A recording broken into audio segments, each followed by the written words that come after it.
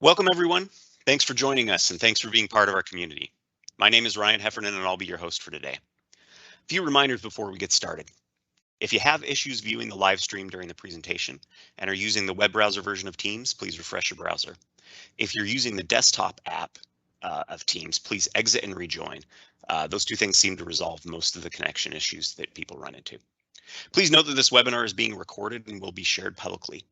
We will post the recordings on our community at aka.ms/security-webinars. And any of these links I'm going to be referencing here are in the live event Q&A here, if you want to click on. Closed captions in several languages are available during the live broadcast. You can enable them by clicking on the CC button located at the lower right-hand corner of your screen. Feel free to ask questions at any time by typing them in the live event Q&A window by clicking the Ask a Question button. Please be aware that any questions you post will be publicly visible. However, if you prefer, you can post your questions anonymously by checking the box right below where you enter it. We love to hear your feedback on how we can improve these webinars. You can do so at aka.ms/security-webinar-feedback. I would also like to invite you to join our public community by visiting aka.ms/security-community.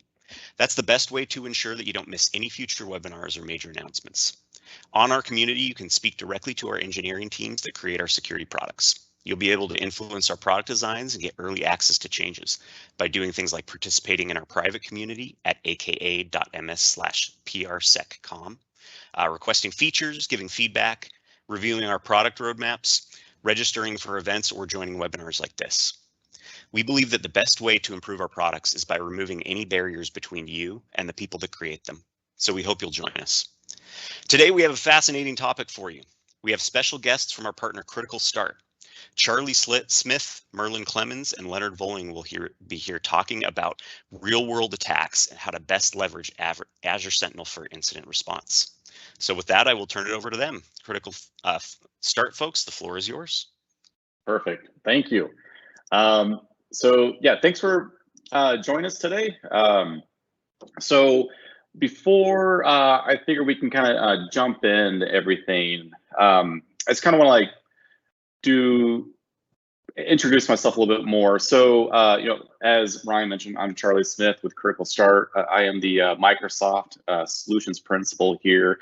So I really hyper focus in the security E5 stacks like MDO, MDE, MCAS, as well as Azure Sentinel, and how to do like managed detection response around those solutions. Like Ryan mentioned, we have Merlon here. Merlon, you could take a couple minutes and introduce yourself. I'm muted, but here I am. Hey, thank you for that. My name is Merlon Clemmons. I am one of the lead security analysts at CriticalSTART. We're a team of about 51 analysts that work with a slew of tools, one of those being the full E5 security stack. And so it's a pleasure to be here. Thanks. As we mentioned, we've really wanted to focus today on what we have seen in the SOC, right? Using Azure Sentinel and its capabilities and how it really enriches a lot of the alerts, the data, and to really investigate it. And when we talk with customers or people that are interested in Azure Sentinel, there's a little bit of a gap sometimes of like how to properly use it. And that's one of the reasons we want to have today's webinar is like how to really use and fully leverage Azure Sentinel. So today we're going to step through a couple things. One is like how to, when we get an alert into Sentinel, like what do we do? How do we investigate it? Like what kind of things we need to pull out. And I couldn't ask for a better host today. Merlon, he's on the SOC and helps run those teams. He's a huge mentor on that team as well. So as we have new SOC analysts, he's got a lot of experience. He's seen a lot of things as well. We also want to look at we're investigating an alert, like what to look for, what little indicators that we should be kind of pulling out, and also leverage some of the really unique capability of the UEBA feature set within Azure Sentinel. So before we get started, I kind of want to lay the land, kind of the landscape of some of the attacks that are used when we respond to alerts. So, here we have the red, user compromise, right? The way, ultimately what we see is that a threat actor either wants to land on an endpoint and spread laterally, either injecting like a ransomware or some type of malware, or they go straight to the identity, right? Straight to the user. And there's a couple techniques that they can use to compromise that identity, right? So in the orange, we can see, and I know Merlon has seen this as well as I have, is that we'll see brute force attacks, right? Just very unsophisticated brute force, right? Just guessing passwords. They usually don't get in, but it's a technique. Or most commonly, phishing, right? An email gets sent via phishing email. And then from there, right, it either will drop something on the payload, like a payload attachment to the endpoint, and an attempt to spread from there, or it will be like a URL link. They'll click on it, and it'll screen scrape, click on the link, it will harvest their credentials, and from there, right, the threat actor, they can do all kinds of fun stuff. You can kind of see here is that, they'll do lateral movements, they'll exfiltrate data, and but basically try to gain as much information as they can. And in fact, and today, we actually went through and did full-on compromise an account, these techniques, and we're going to show you those as well. Kind of moving forward here, one thing I do like to highlight is, when a user gets compromised, right? Like we kind of look at it like, what do they all have access to? So that, that's email, the attachments, right? It's OneDrive, everything that's loaded in OneDrive, Teams as well. Like a lot of sensitive data can be in there. If it's an organization where, Azure AD, right, is the primary identity provider, right? You can do potential pivots into other systems like Salesforce, Workday, ServiceNow, etc. So like when that account gets compromised, it's really important that we address like how fast we can resolve alerts and how fast we can do those detections. So in this example, right, I want to step through on what we did, and then we're going to pivot into a live demo of Azure Sentinel and kind of go from a lens from like what we look at. And I'm going to be really leveraging Merlon on this because he has some great insight of things that he does and what the SOC does as well. So, very, very common, right? We'll use we use a phishing attack here. We use some tools that are available, right? In this case, we use social fish. Basically, we said, hey, we're going to scrape this login page. We're going to make it look very similar to a Microsoft login page, right? But you'll see that the URL in the screenshot here is not Microsoft. So then from there, we will take I did a script and I generated an email, sent it to the user here, very unsophisticated. We can make it more sophisticated, but for this demo, right? I spoofed the Gmail account, changed the display name there, but I have a URL I want them to click on. Once the user clicks on it, right? I'm able to, I'm having the user put in their username and credentials, right? You'll notice the URL, it's not Microsoft, it looks very similar. And then from there, we harvest the threat actor, right? I can see we have detection and someone actually clicked on it.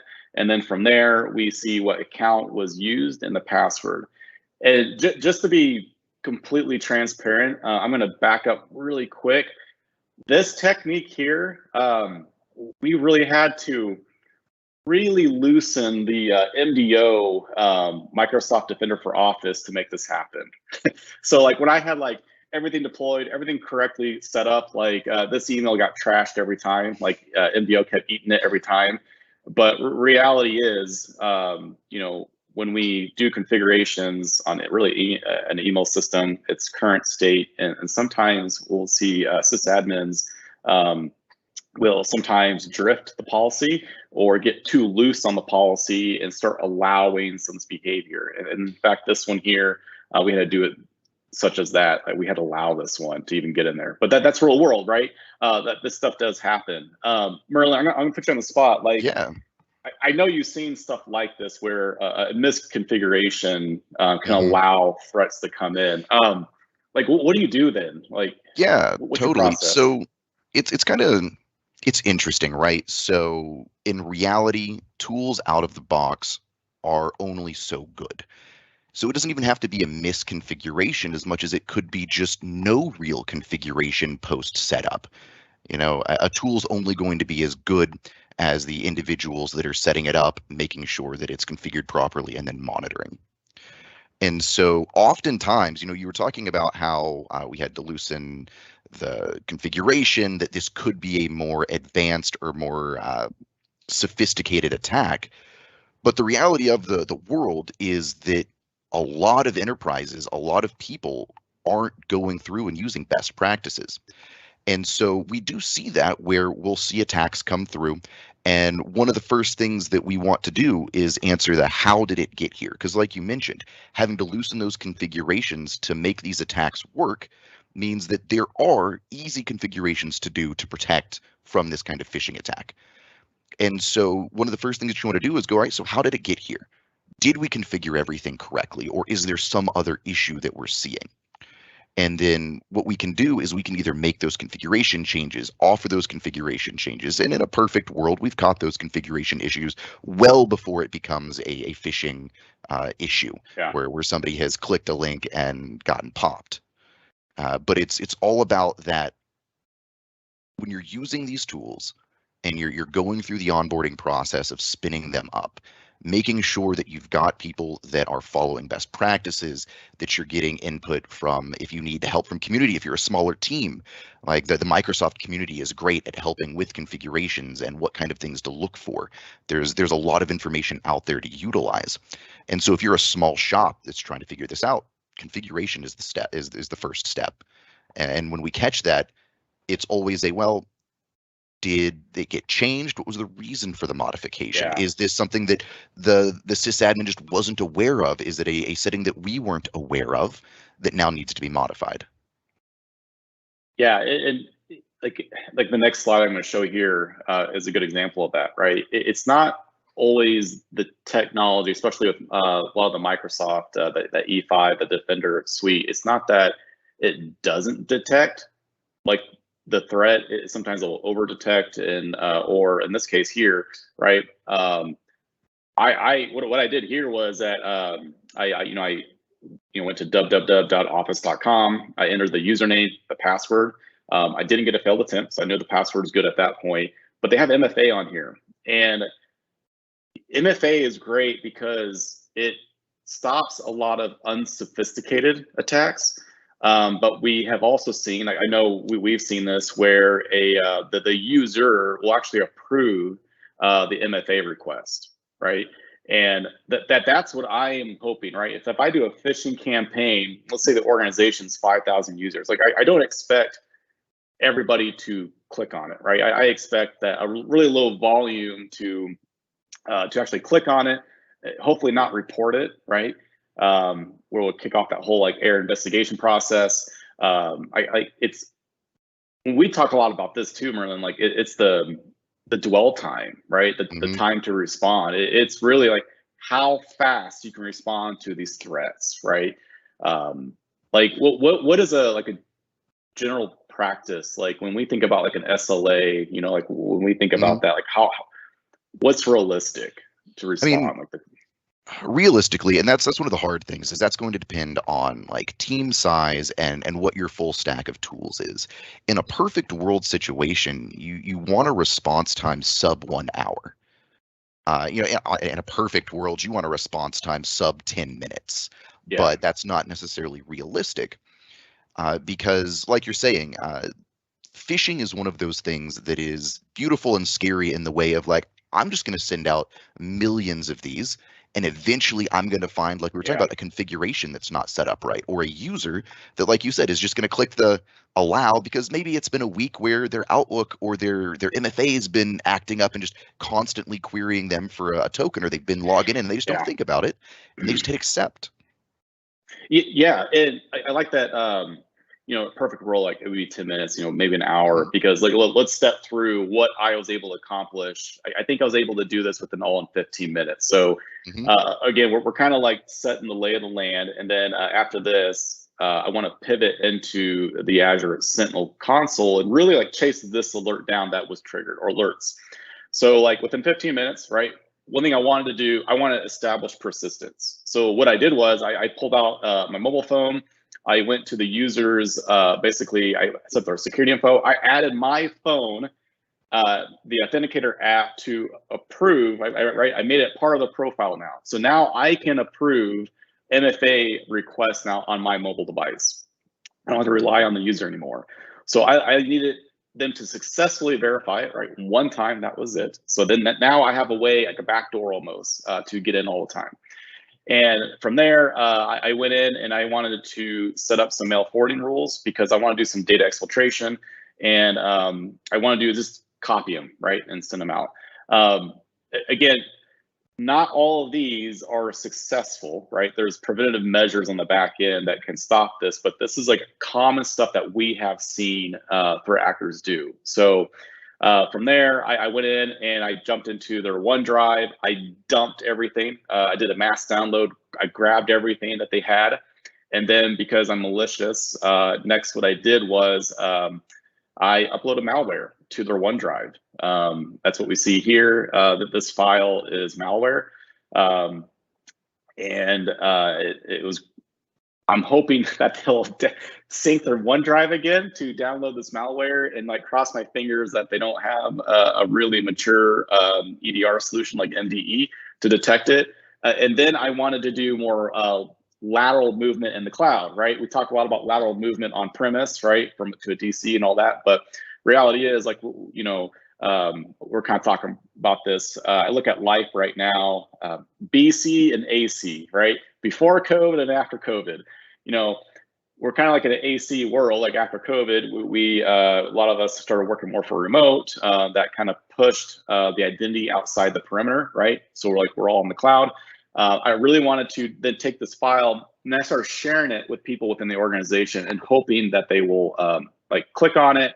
And the message that I was receiving, I was sharing it with, I said, hey, so-and-so, I got this really interesting financial report. I was asked to share this with you to double look at it, right? I want to add some context to it. I'm clever, right? I want to create some urgency to click on it.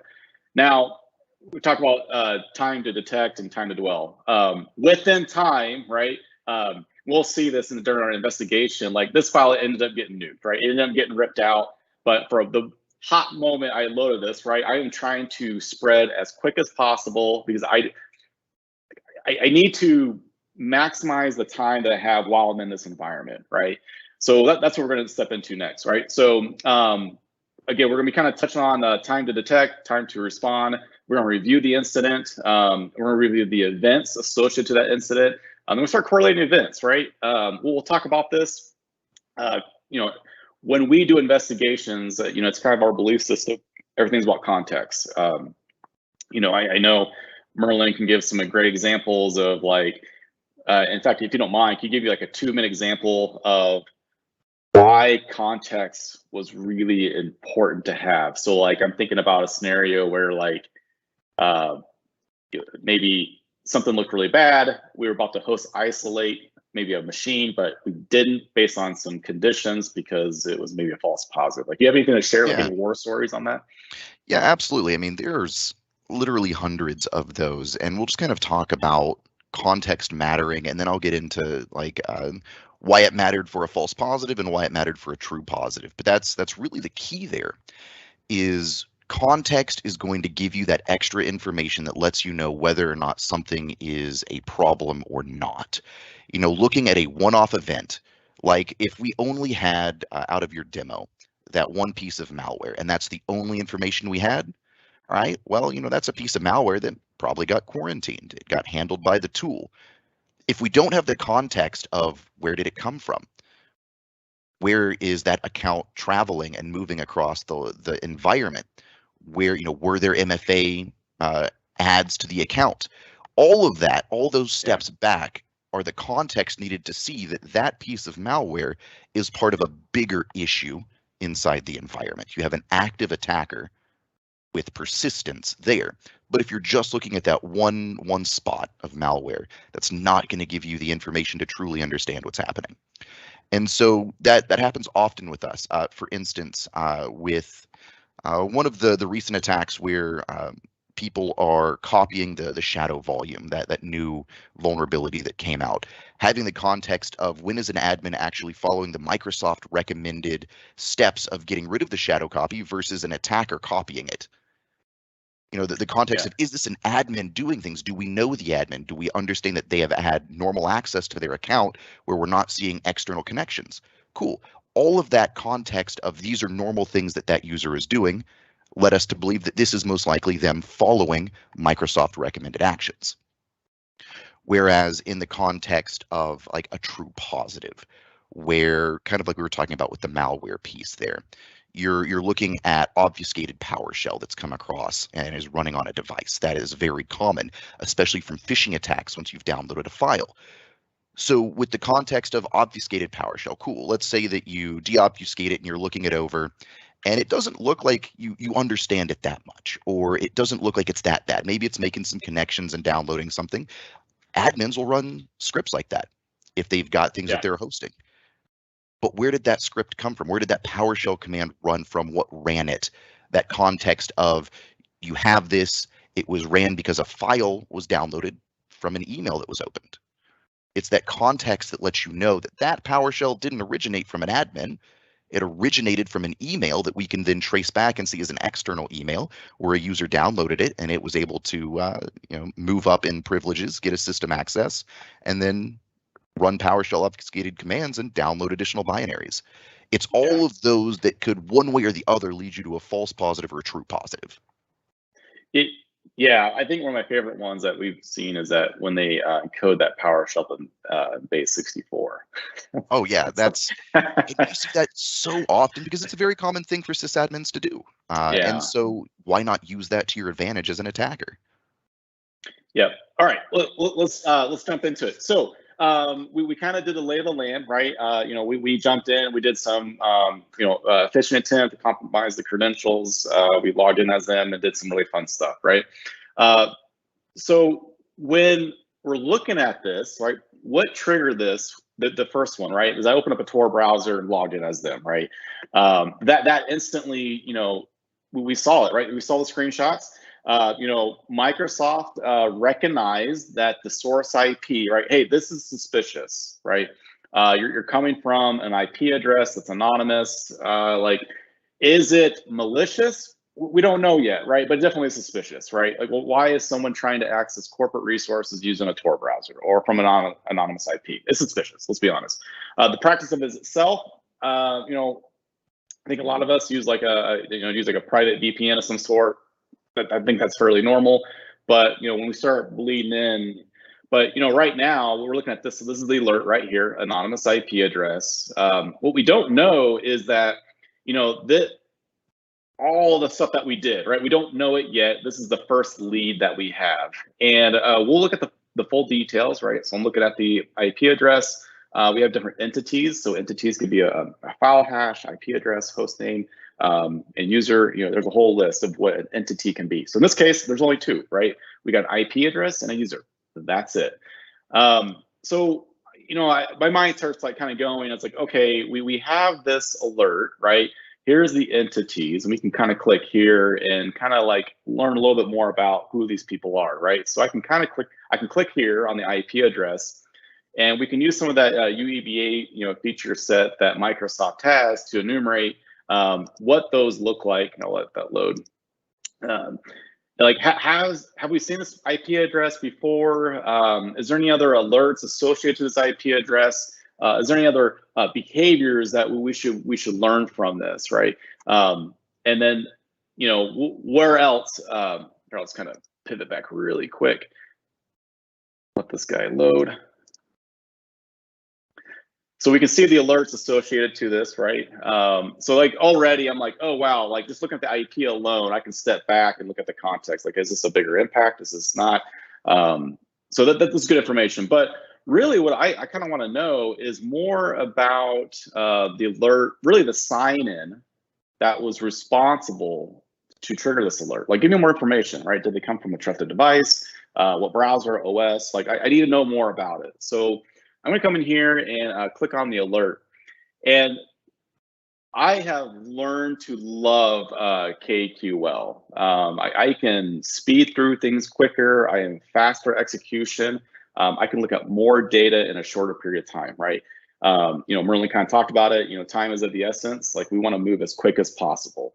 And punching in KQL queries that we have canned, saved, ready to go, locked and load, we can run these all day and get what we need. So I know there's two things I really need to know about this, right? One is I need to grab the request ID. We talked about, hey, when you look at an alert, like, what are some of those things you need to look for? One is a request ID, and that is down here, right? The request ID. And why is that important to know? Here's why. So for every Azure AD sign-in, right, it generates there's a unique identifier known as the request ID that gets assigned to it. And if we pull that sign-in ID, we can learn a lot about everything about that sign-in. Again, it's about context. So what we can do is, right, there's two ways I can go about this. One, I can just kind of do another KQL query, which is my preference. And I actually have these like saved. Because I know that when I chase down an identity alert, right, I need to go grab a bunch of information to properly triage this alert. So I have these saved, right? So any queries you like and want to use in the future, save them. Use them for later. So I'm gonna come in here, click on this one I have saved. Basically, it's just a canned report to grab the request ID, which I have right here, and I'll just run it. When I have this, right, so I see two different entities, and then I can also grab all the columns. I like all the data.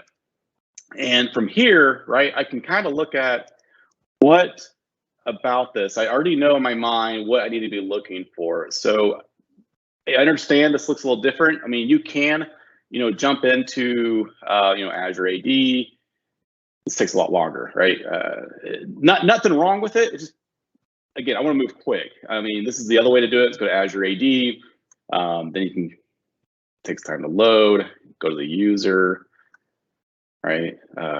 Loading, again, not bad. I'll search for John Doe, go to John Doe, right? Sign-ins, and I'll look at enumerate all the sign-ins for this account, and I can come in here, go grab the request ID at the very top, apply. I don't think I grabbed it. I did, okay. Hit apply, I'll pull it, which is good, right? I mean, this is a really great a graphical interface, but I do need to know more about the device info, the basic info, the client app that was used, the user agent. I mean, this is one way to do it, or you can just come in here and say, grab me all columns, and then I can quickly like zoom across, like, all right, I can look at all the attributes at once. And when you're looking at a lot of data at one time, I can bleed through this rapidly fast. So here, right, so I'm really curious about the sign-in. This is the sign-in responsible for the alert. I want to know, did this come from a trusted device, right? So I'm going to go to device detail, and it's blank. There's nothing here. What appears to be like this came from a Windows 10 operating system. They're using Firefox as the browser. This did not come from a trusted device. So this is not Hydra join. This isn't AD join or enrolled with Intune. This isn't even a BYOD device, right? Azure AD registered. So nothing bad per se. It is certainly interesting. If you look at the details, right? I'm really curious about the city, the destination they came from. I'm also curious about other information. Did they get past multi-factor authentication? In this attempt, they did not. Look like I got interrupted. So definitely suspicious, right? I don't see, there's like user agent data that I want to look at.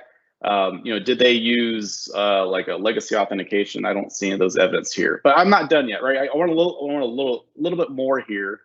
And Merlon talks about context, right? Like, okay, well, this is a sign-in. All right, well, let's go look at, let's go check the IP address. Did we see any other logins from this IP, right? I want to look at, was there anything else? So we'll grab the IP address, couple ways we can do this. We can rerun this query here. Then come in here and grab the IP, extended properties. So here, I just want to grab the IP, right?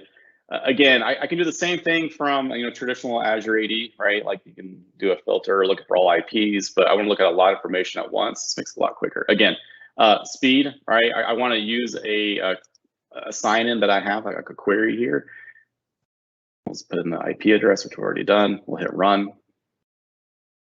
And then these are all the sign-ins in the last, let's do 24 hours associated to this IP address. I want to know, was it just John Doe? What was it? Was it Merlon logging in from this IP address? What was it? Someone else? A good example is we were investigating an incident, and there was a sign-in that Microsoft flagged as malicious IP. And when we went to investigate it, right, we did this exact same enumeration, right? Give me all sign-ins associated to this IP, and it was littered across the entire organization. There's a whole bunch of accounts from this one IP that Microsoft has flagged as bad, trying to hit Exchange Online. And it was a little bit of a scare moment. We're like, oh shoot, like, is this a bigger impact, right? Like, who is this, right?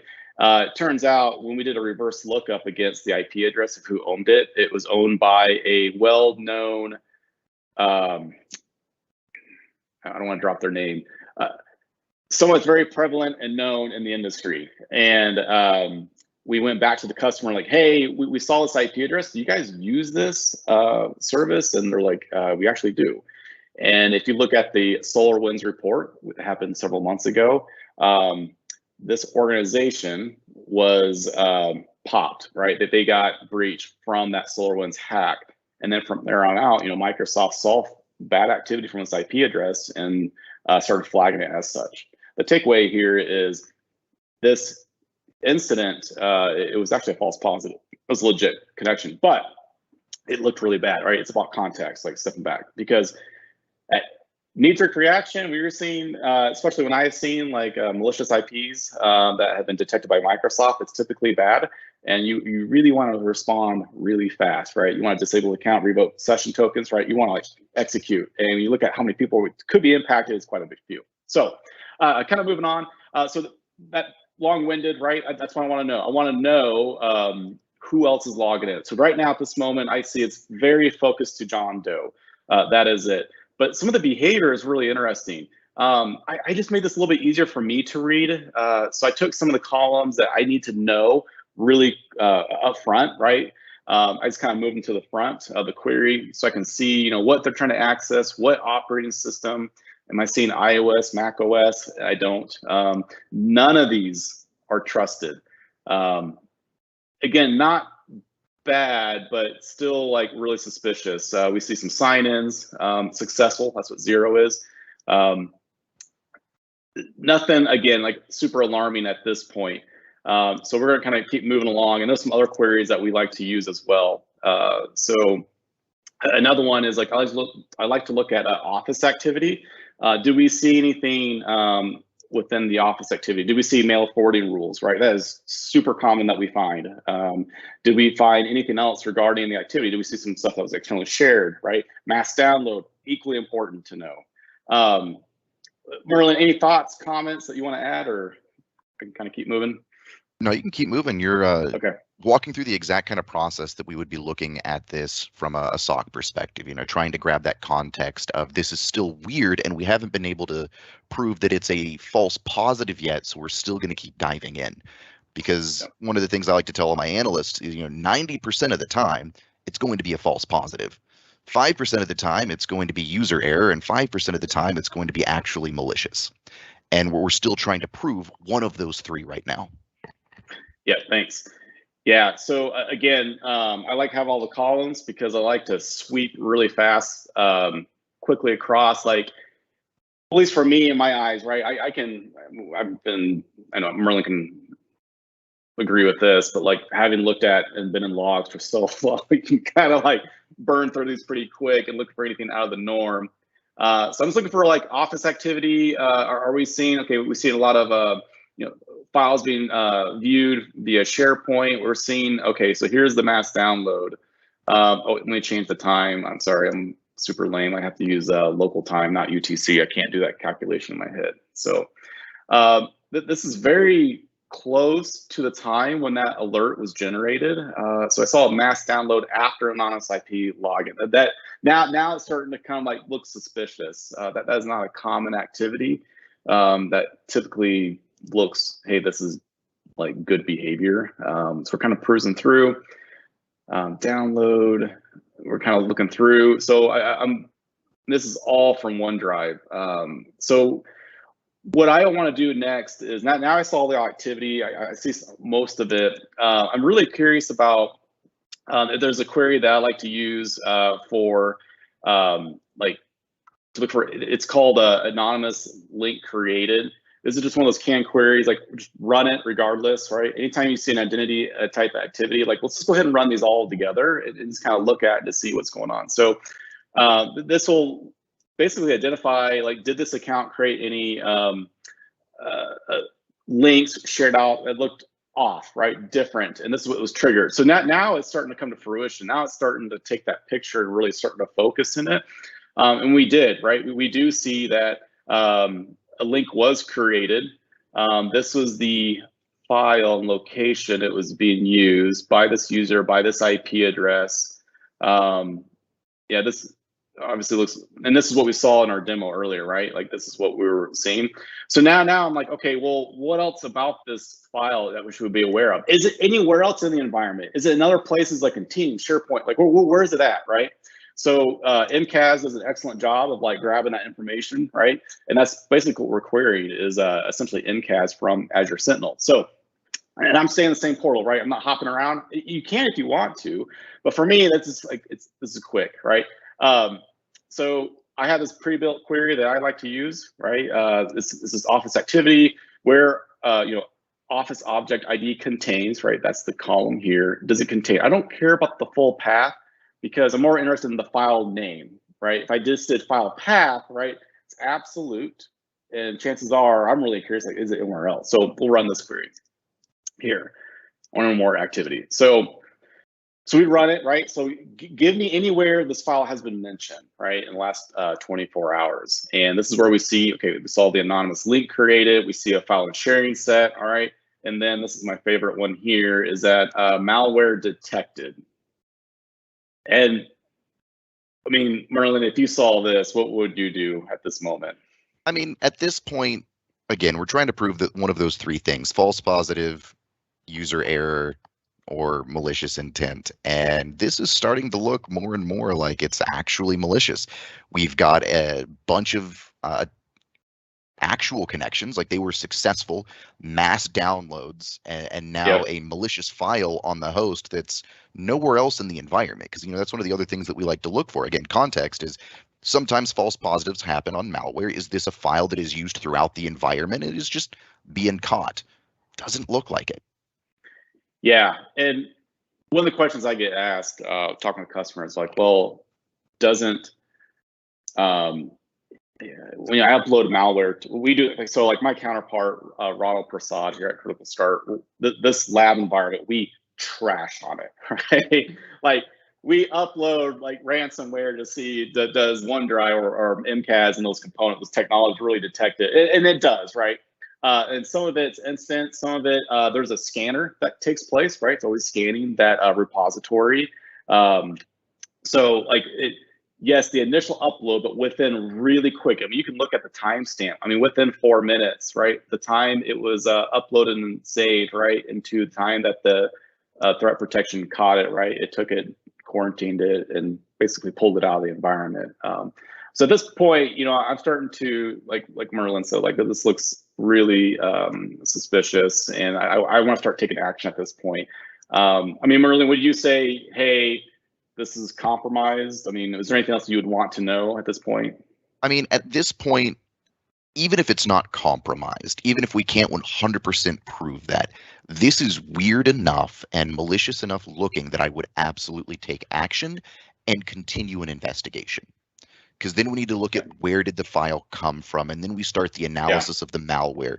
But there's no reason to wait until that point. That is one thing that Agreed. happens in security, is they want to wait until they have the perfect answer at the end to do things. No, revoke the session tokens, maybe even isolate the device, any device the user's logged into, then start the investigation, so that if it is a false positive, at least you've made sure that it is contained and nothing bad is happening. And it's a false positive, cool, no big deal. But if it is actually malicious, then you have taken action to contain it, even though you may not have the full answer yet. You're right there. Yeah, and another query, a canned query that I run, right?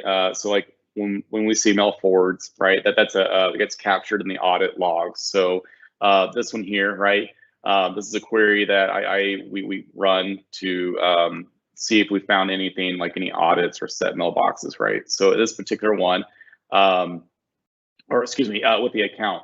So this is one here I'll run to look for any account authentication methods, right? This is the audit log when the threat actor did the registration, right? I mean, context, right? We want to, because I and I'm kind of curious what your thoughts too, Merlon, are like, an empty field, right? So when you're looking at chasing stuff down, to me, an empty field is equally important as one that is populated, right? So if we ran this query as blank, that's good, right? Like that's a good thing. That's what we're hoping to see. But when we start getting stuff back, right, it just really creates that onion. Correct. Right? When we're running a query to look for out of the ordinary behavior and we get nothing back, that is a good thing. Yeah, that's what we're hoping for, right? To look for false positives, right? That's what a false positive typically looks like, but this isn't. And so, this one we do see that we did see some evidence of registration. Now, this could be good behavior across the org, right? I just did a blank query, but you can get more granular and say, all right, because we have a user, right, an identity, you can include it. And the great thing about KQL, like you don't have to be a KQL master to know this stuff. It's very interactive. You can just click here and say, hey, include this identity, run, right? It populates it for you, and it'll only pull back that query for you. So it's really interactive. There's even like knowledge-based articles online that say, hey, come from a Splunk background. I know the query language really well. Microsoft has published articles that say, oh, by the way, if you're a Splunk user, hey, here's the equivalent, right? Run this query in Splunk. This is what it looks like in Azure Sentinel KQL. Or if you come from another, SIM, like they have those translations. They even have one for SQL. Like if you know select statements, by the way, it's over here. Is how you do it. And the beauty behind, like I think KQL again, is that they have this laced everywhere, right? If you go to MDE, they use advanced hunting there. The new security portal. The new security portal is amazing. We heavily use it, right? That schema that's available is incredible. You can pick from identity to endpoint to even email and correlate those together as well. So kind of moving on, just kind of, beating the stick here. So again, these are just things that we just need to be checking for, right? In the hopes of, to hope we don't find anything. But in this case, we definitely are. We're looking at the blast radius, the impact of what we're seeing. One thing I should mention, I think is really important. If we find an evidence like this, you can click here, and then you can add it as a bookmark, which we'll do here. And bookmarks are a great way to say, okay, so I have these really good evidence. I want to associate that to the actual Azure Sentinel incident, so that when I go to review, right, the actual incident, let me put that one up already. Let's go to over here. And once I have the incident pulled up, right, let's go in here. It creates like this really great story of when stuff happens. So as you're bookmarking, you're taking these queries that you find are relevant to this case, you can bookmark them, you can add them. And it'll automatically populate like the timeline, right? It gives you the attack chain timeline, which is really important, like where it possibly started and where they went and pivoted. So it creates this story of what's happening. You can click here, right? It produces the evidence that was associated to that query. So From here, and there's some really great ways to visualize this as well. I want to leave some time left at the very end for Q&A, but here, this is another way to represent the data, right? You can come here. We saw it, the alert where it started, the two different entities, like we mentioned, and here you can click here and say, all right, are there any alerts associated to this? With this IP address, is there any other accounts, right? And it'll keep kind of exploding out, or it'll tie it back to the account. Same thing with John Doe. This one's gonna be really messy because he gets beat up on a lot. You can look at other related alerts, right? And it keeps expanding for you. So there's just really great ways to look at the data. Again, there's timeline in which the events happen, right? It kind of builds that out. But here's my all said and done.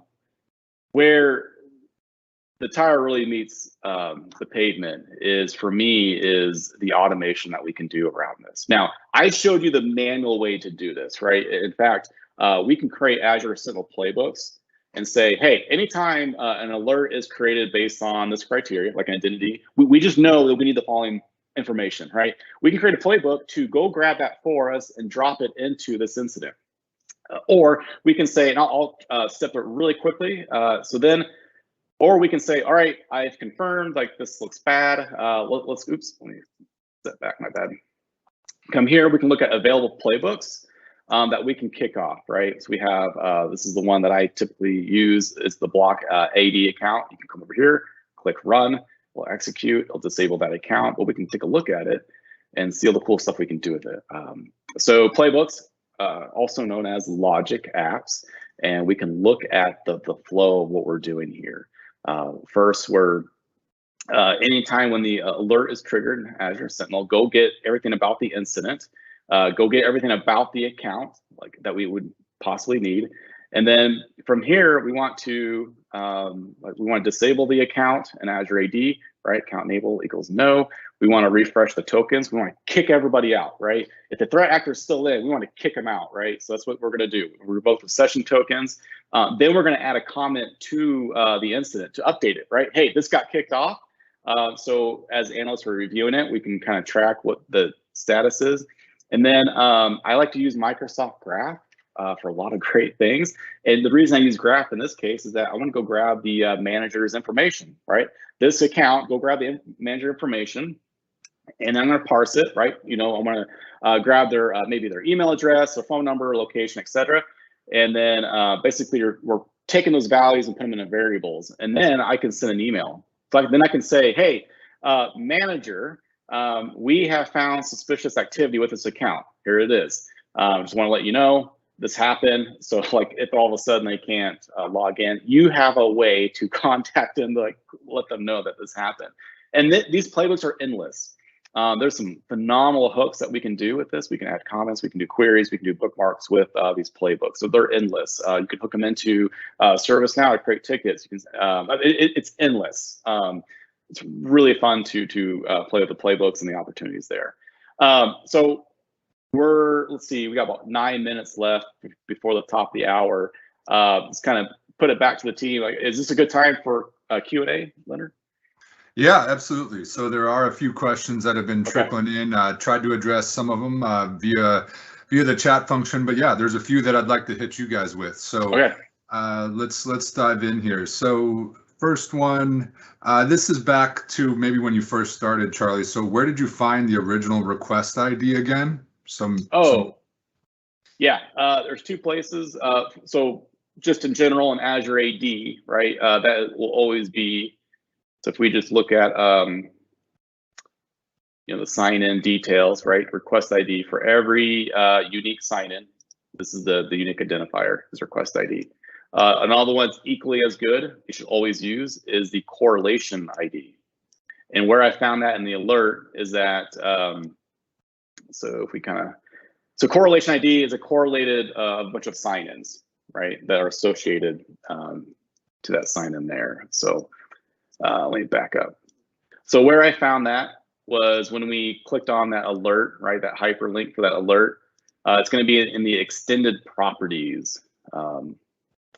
Here, extended properties. You can come down here and then you could say include query.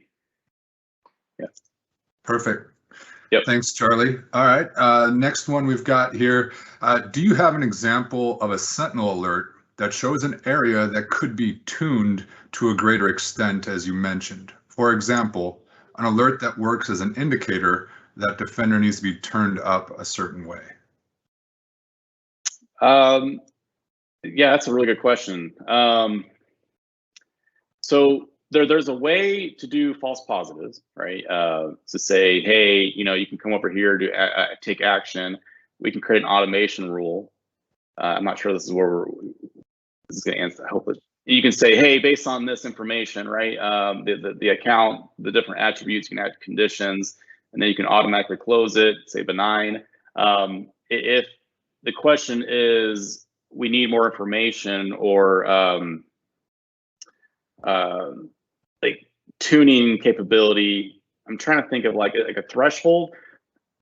So there's options to say when we generate an alert, right? We could say, hey, there's thresholds that we can define in the alert before it triggers, or like it needs to meet these expectations before it triggers. But that's in the alert itself that we can define those parameters. Yeah, I think addresses it. So next question, the MFA and anonymous IP should reflect in risky user alert. It does. I think, and their access gets blocked with high risk. I do not see such alerts coming into Sentinel though. Oh, yeah, I can tell you probably why that is. So real quick, you're absolutely right. In a identity protection, right? That's the mechanism that does the inspection of the Azure AD sign-in, right? It's looking for properties of that sign-in that maybe look unfamiliar, a little bit different. It can look for like the IP address if it's risky, et cetera, et cetera. You can set that policy to block. In fact, that's often a great one based on certain conditions. If you're an organization that says that's not a proper MFA, right? If you're not seeing those in Azure Sentinel, that's often because in the data connector, you can kind of search for, I'm looking at time here. You can look for, all Microsoft data connectors. Let me scooch through, hit OK.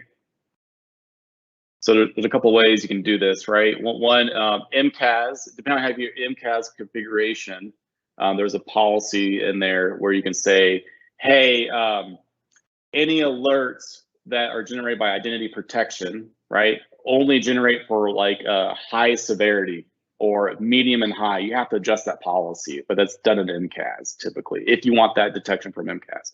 Otherwise, you can come into that's NDI. Sorry, let's see, Defender. Sorry, I'm losing my space here. Yeah, here we go. So under the connector, right, you can come in here and say, so for every connector, there's a whole slew of alerts you can create.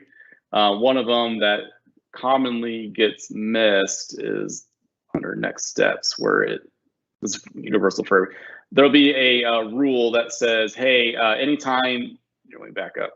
Anytime that this technology makes a detection, go ahead and create an Azure Sentinel alert. That's typically where I go to. So here MCAS, open connector. I'll be done here in a second. Yeah, right here. Create incidents based on Microsoft Cloud App Security. Click on create. There's one for identity protection for other ones. That'll create it in Azure Sentinel for you. Perfect. Thanks, Charlie. So Merlon, I might throw this one at you. And I don't know that this has to be specific to Azure Sentinel, but the question was, Azure Sentinel detects SQL injection attacks. How to actionize, or how do you respond to SQL injection successful attacks? Oh man, okay, so successful attacks. So the problem with that is really your goal with that is to have like a WAF set up or to have protection so that the SQL injections are going to get caught and blocked, obviously. Perfect world situation. When you're reacting to a SQL injection, one of our first steps is going to be isolate the device that was attacked. If it's a server, we want to make sure that that server is not going to go down. But then you want to inspect and see, all right, what did the SQL injection do? What effects did it have? And is that trying to spread laterally? And then you get into the normal investigation. It's kind of, we go to a tool agnostic investigation style where we're going to follow the same similar steps for any kind of compromise. So if it's a SQL injection attack that's happened, we want to make sure that we've taken that device, removed its ability to move laterally if there's any attacker on the device, and then start tracing that back, block the connections that we saw from the SQL attack, and then investigate and see what did the attack do, what were the effects of it, and start the remediation actions. Great.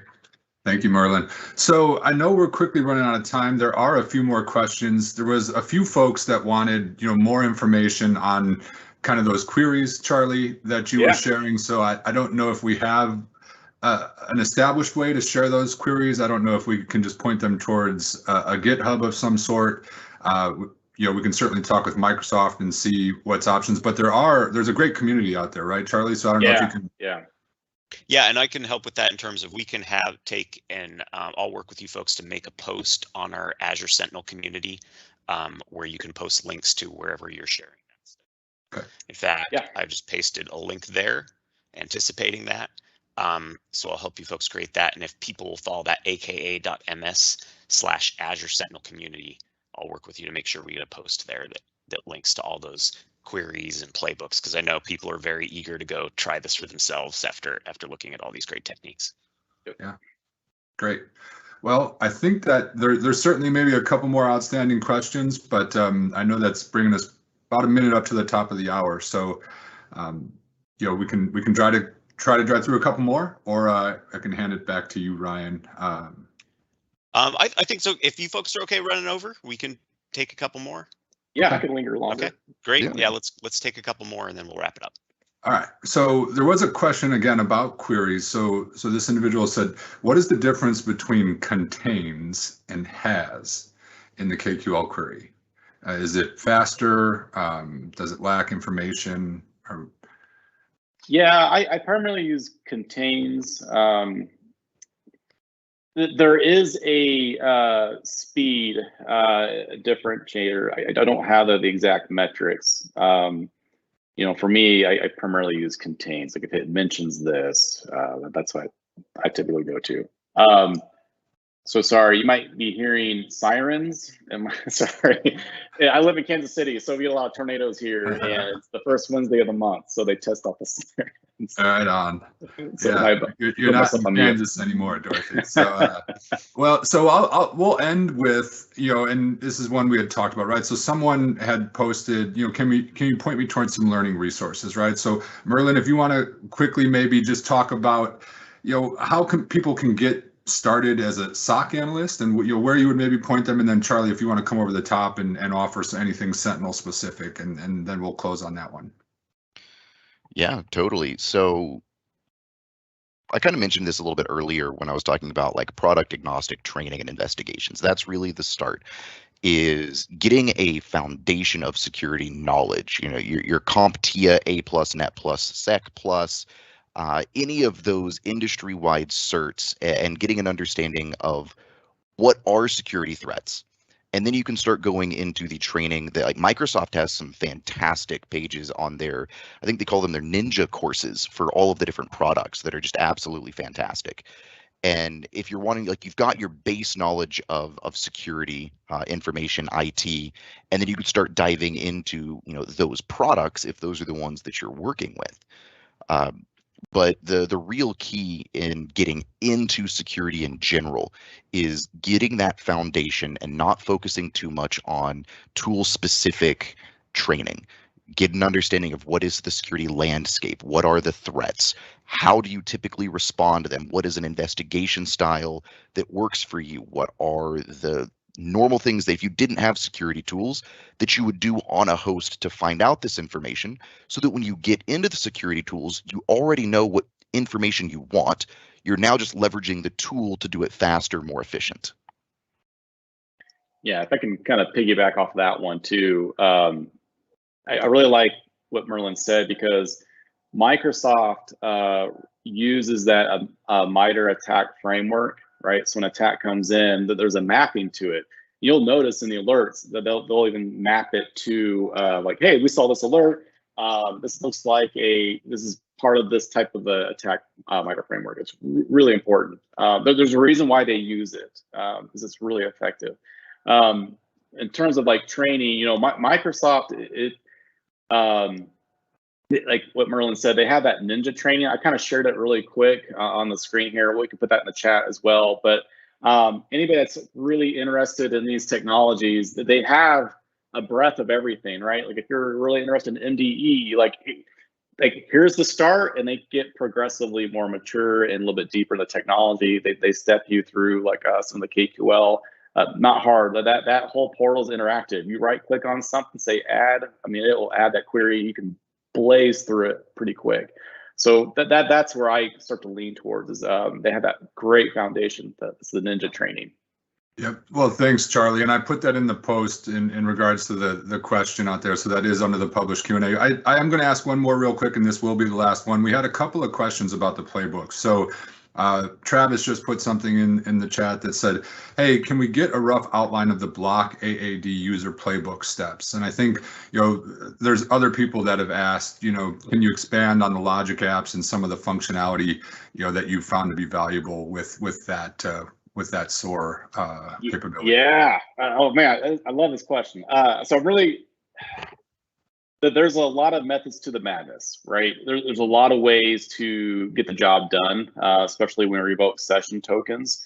You can use Microsoft Graph purely to do revoke session tokens and disable the accounts. So that's one. So if you're more comfortable doing a REST API, there's a whole platform for that. If you're more comfortable doing that same procedure via MCAS, MCAS has an API. So with Logic App, I mean, it's truly a playground. So it always starts with what triggered it, right? So it's always led with the Azure Sentinel, right? And then from there, I kind of look at it as like a script. Big PowerShell guy, scripting. I like to get information first, right? Go pull all this information and then execute. That's kind of the method that I like to use. So you'll notice in that Logic app, I start with when a Sentinel alert is generated, go grab everything about that alert, right? The entities and so forth. And from there, go ahead and grab information about the account because I might need it, right? And from there, I want to execute. And Sentinel, there's an Azure AD plugin.